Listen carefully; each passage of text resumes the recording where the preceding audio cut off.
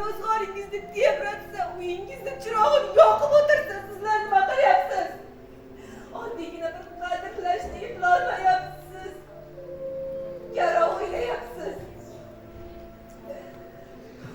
Amramat aka, siz nega menga o'ylamayapsiz? Gapiring. Ma'sumaxon, siz o'zimga o'xshab dangal ekansiz. Shuning uchun o'ylamoqchiman. Sizchi Boysoto? Ma'sumaxon, meni 4-klassda o'qiydigan bir qizim bor. Ota qiziga enalik qila olmaydi-ku. Shuning uchun uylanmoqchi edim-da. Sizchi janob professor? Xonim, sizning yuragingiz toza, qalbingiz bor. Siz ilm ahliga to'la mos, xos ayol ekansiz. Sizchi Matlab aka?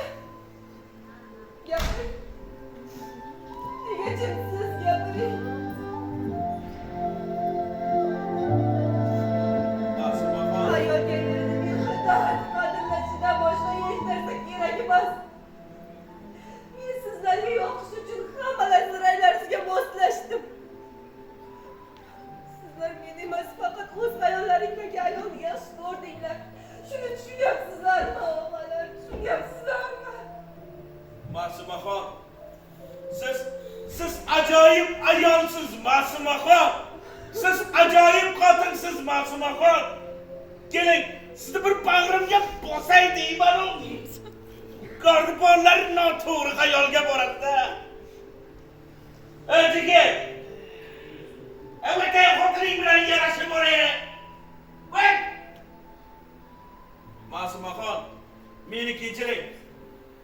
Boysat og'angiz bo'lib qolay, Ma'sumaxon, meni kechiring. Kechiring. Artirboy, trinket degan chaylaga o'zim sizga bir qo'y so'yib beraman.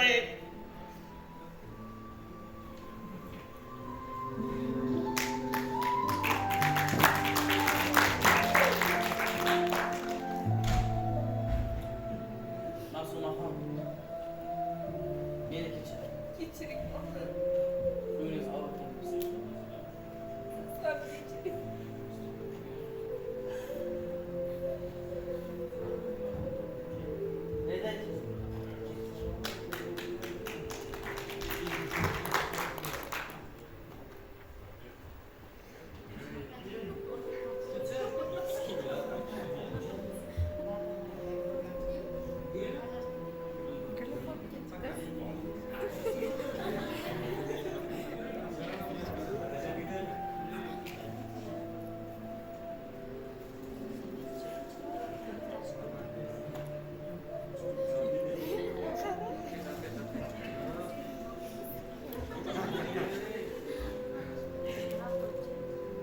Ma'sumaxon, bu gullarni ataylab siz uchun olganman.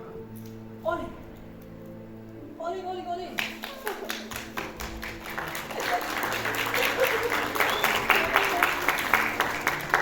Nima bo'lganda ham uzoq Amerikada bir chin do'stingiz borligini unutmang, xonim.